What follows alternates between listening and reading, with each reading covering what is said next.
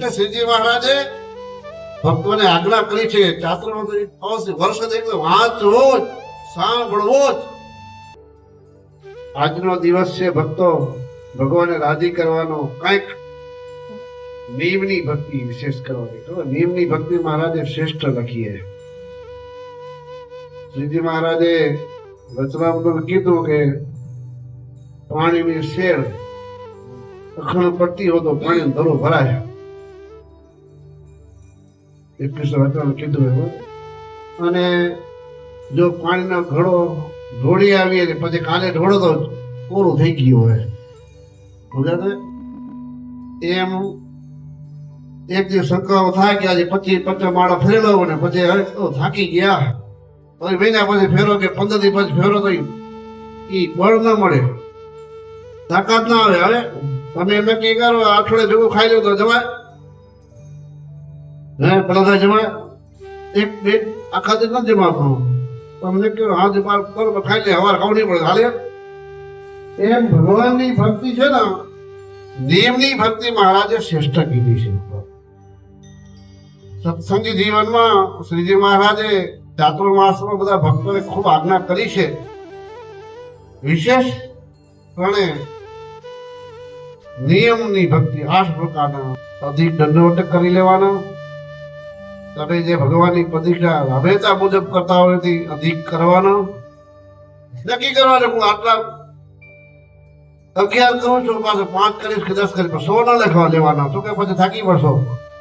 એ 2 દી હાલે, પછી લાંબુ ના હાલે. થોડી ભક્તિ, નિયમની ભક્તિ શ્રેષ્ઠ કીધી છે મહારાજ.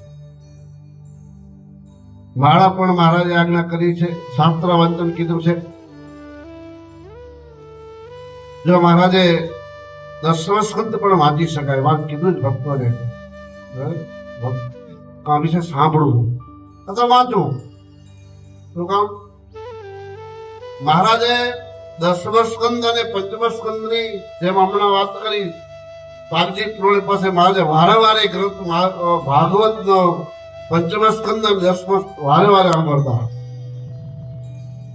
5 સ્કંદમાં યોગીની વાત આવે, યોગ શાસ્ત્રમાં લખ્યું ને છે. પણ આ સંસારમાંથી વિરક્ત કેમ રહેવાય? આટલો સંસારને પ્રવૃત્તિ કર્યા પછી વિરક્ત કેમ રહેવાય? આ સંસારમાંથી નિલિપ કેમ રહે ને? યોગ શાસ્ત્ર એટલે 5 સ્કંદ આપણે શીખવી છે.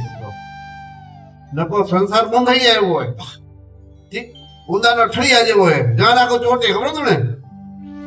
પણ મહારાજે એટલા માટે ભક્તોને આજ્ઞા કરી છે કે યોગ શાસ્ત્ર એટલે 5 સ્કંદ વારે એટલા માટે વાંચવું કે મારે આ સંસારમાં રહીને મારા ભગવાનનું ભજન કરીને નિર્લેપ અને નિષ્ઠુક રહેવું છે. મારે કે આ સંસાર બંધાવું નથી, વિરક્ત રહેવું છે. અંતે મારા ભગવાનનું ધામ, મારું સુખ લેવું છે. એટલા માટે શ્રીજી મહારાજે એના આશ્રિતોને 5 સ્કંદની વાંચન કરવાની આજ્ઞા આપી છે. અને 10મો સ્કંદ શું કામ? ગોપીઓ જેવી ભક્તિ આપને પ્રાપ્ત થાય. વિશેષ હેતુ શું છે કે ગોપીઓ સંસારમાં હતી, વ્યવહાર કરતા હતા, પણ વ્યવહારથી નિર્લેપ. મહારાજે જો વચનામૃતમાં જ્યાં જોશો ને તો ગોપીઓની ભક્તિ વખાણી જાય. એને અતિ પ્રેમ લક્ષણા ભક્તિ હતી, એને જોગે કરીને વૈરાગ્ય અને પ્રેમ લક્ષણા ભક્તિ ઓટોમેટિક પ્રગટ થઈ ગયા. જ્ઞાન અને વૈરાગ્ય, એને વૈરાગ્ય પ્રગટ ન કરવો પડ્યો, સંસાર છોડવો ન પડ્યો, નિરાશ્રિત થવું ન પડ્યું, દોસ્તી રીત થવું ન પડ્યું, થવાઈ ગયું. સમજા? એને લઈને કે અતિશય ભગવાનની જે પ્રેમ લક્ષણા ભક્તિ કરીને એટલે સંસાર ઓટોમેટિક છૂટી ગયો.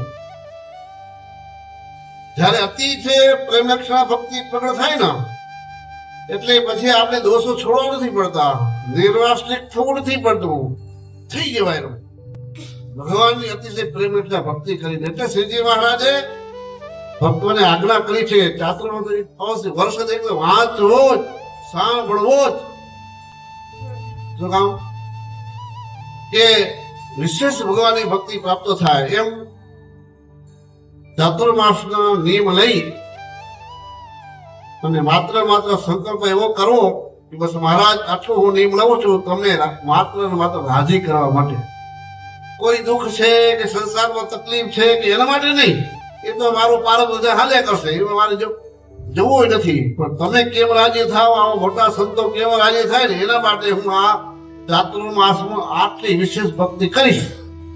મને બળ અને શક્તિ આપજો કે હું આ નિયમનું પાલન કરી શકું અને તમે રાજી કરી શકો.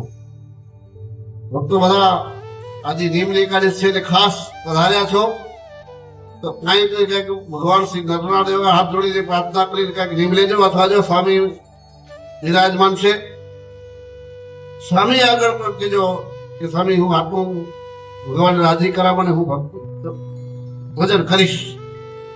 કારણ કે અંતર સુધી ભજનથી થાય, ભજન વિના અંતર સુધી તમારી કે મારી થતી નથી. કારણ કે અખંડ ભગવાનનું સ્મરણ જે છે ને એ અંતર સુધી નામ હૃદયમાં રહેલો કચરો સાફ કરવા માટે ભજન છે. ભલે તમે દાન કરો છો, સેવા બધી કરો છો, ઘણી બધી તમે બીજી સેવા કરો છો, પણ ભજન છે ને એ તો અવશ્ય હૃદયને અંતરમાંથી રહેલો કચરો સાફ કરવા માટે આ ભક્તિ છે. ને ભક્તો, જો આજનો મોટો પવિત્ર દિવસ છે, નિયમની એકાદશી છે, ભગવાનને રાજી કરવા માટે કાંઈ વાંચન, માળા વગેરે વગેરે કાંઈક થોડું ઘણું નિયમ લેજો. જે થાય એવું નથી કે આ જવું પડે, જેમ કે તમારું શરીર થાકી દંડ ન થાય તો બેસીને માળા વગેરે વગેરે જે કે મંત્ર જાપ, જન્મંગળ સ્તોત્રનો પાઠ થાય, વિશેષ કરો છો એથી વિશેષ ભગવાનને રાજી કરવા માટે મનોમન પ્રાર્થના કરીને એવા સંતો પાસે લેજો. અને ભગવાન પાસે એટલું જ માગજો બસ મહારાજ કે બાપ પૂજા કરીને આ નિયમ લઈને હું તમને વાતોમાં મને તમે રાજી કરવા છે અને હું રાજી કરી શકું એવી મને સન્મતિ ને સદબુદ્ધિ આપજો, અને આ નિયમનું સારી રીતે હું પાલન કરી શકું એવું મને બળ આપજો. બસ આટલું ભગવાન પાસે પ્રાર્થના કરજો. બસ આજનું નથી કેવું. આજે આ વિલેશ્વર મંદિરનો વાર્ષિક પાટોત્સવ નિમિત્તે આ શિક્ષાપત્રીનું દર વર્ષે મુજબ વિલટનનો પાટોત્સવ હોય એટલે અહીંયા વગર પછી દર વર્ષે અહીંયા કથા ઉણે થાય, અહીંયા થાય. કારણ કે ભુજનું મંદિર છે એટલે અહીંયા કથા થાય. તો આજે અહીં વિલટન મંદિરનો પાટોત્સવ નિમિત્તે કથાનો પ્રારંભ થયો છે. અને ચાતુર્માસમાં શિક્ષાપત્રી અને ભાગવતની કથા દર વર્ષે વચાય છે. એટલે સવારના ભાગમાં જન્માષ્ટમી સુધી શિક્ષાપત્રીનું વાંચન થશે ભારતની આજ્ઞા પ્રમાણે, અને સાંજે 4 વાગ્યા પછી જન્માષ્ટમી સુધી શ્રીમદ ભાગવતની કથાનું શ્રવણ થતું હોય. જે કોઈને કથા સાંભળી હોય તો દરરોજ ભક્તો ફ્રી હો તો સાંભળવા આવજો, અને પ્રેમથી કથા સાંભળી અને ભગવાન પણ રાજી થાય, આવા સંતો રાજી થાય તો કથા કરીને, કારણ કે આપણામાં દુર્ગુણો જાય ને સદગુણો આવે. સહજાનંદ સ્વામી મહારાજ. એકાદશી આજનો દિન સારો રે,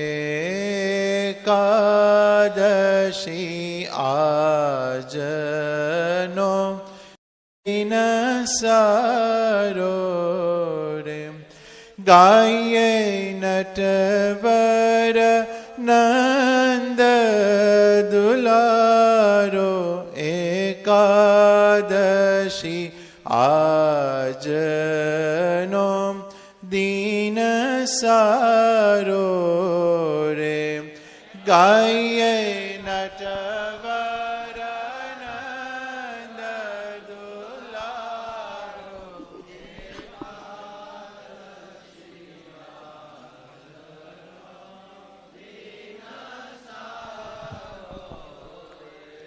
એના વ્રતનો મહિમા ભારી રે, એના વ્રતનો મહિમા ભારી, જાને બ્રહ્માદિક ત્રિપુરારી રે, જાણે બ્રહ્માદિક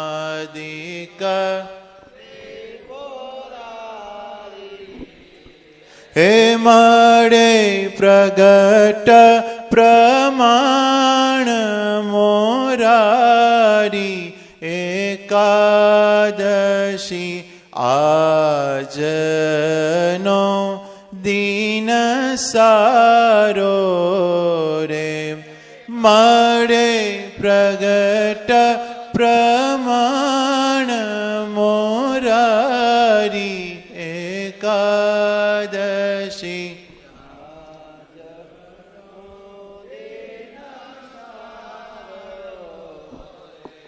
વ્રત રાખીને હરિવાર વરીએ રે વ્રત રાખીને હરિ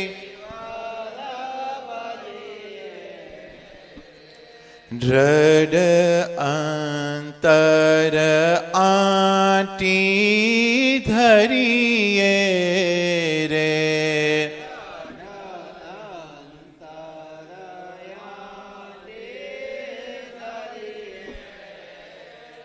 હે કોડે આનંદ ઉત્સવ કરીએ એકાદશી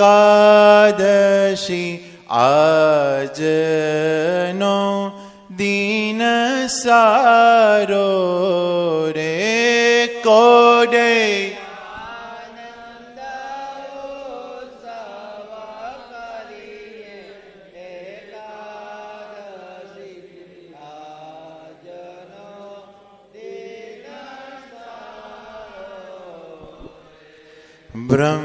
બ્રહ્માનંદ કહે એ વ્રત રહ્યા છે રે બ્રહ્માનંદ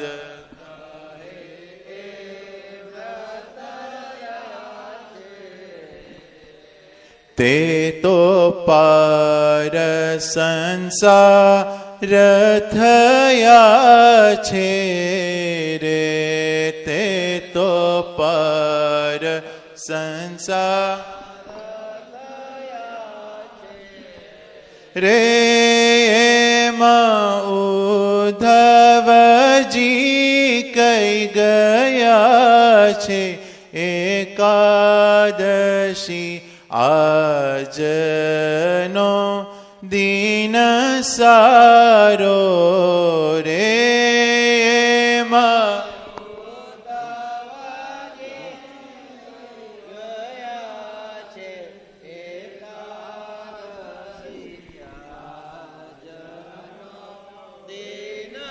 સારો રે સહજાનંદ સ્વામી મહારાજની જય સ્વામી નારાયણ સ્વામી નારાયણ સ્વામી નારાયણ સ્વામી નારાયણ સ્વામી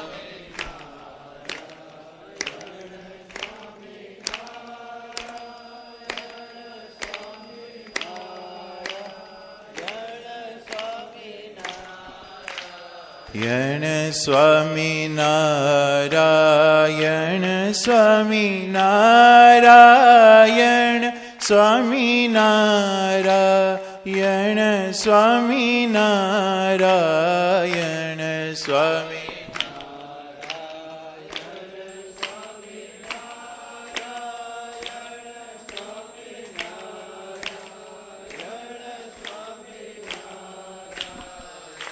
સ્વામી નારાયણ સ્વામી નારાયણ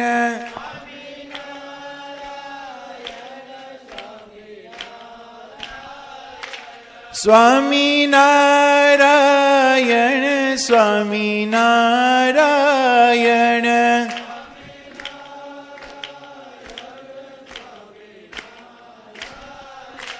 સ્વામી નારાયણ સ્વામી નારાયણ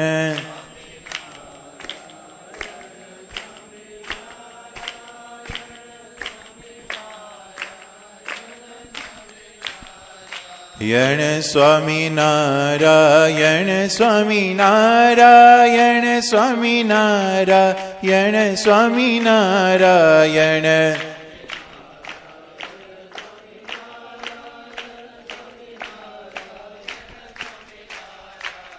સ્વામિનારાયણ સ્વામિનારાયણ સ્વામિનારાયણ સ્વામિનારાયણ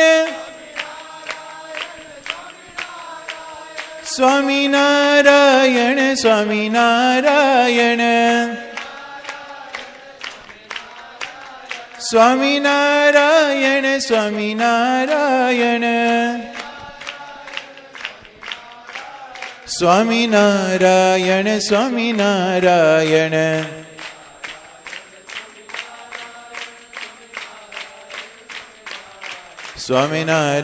સ્વામિનારાયણ સ્વામિનારાયણ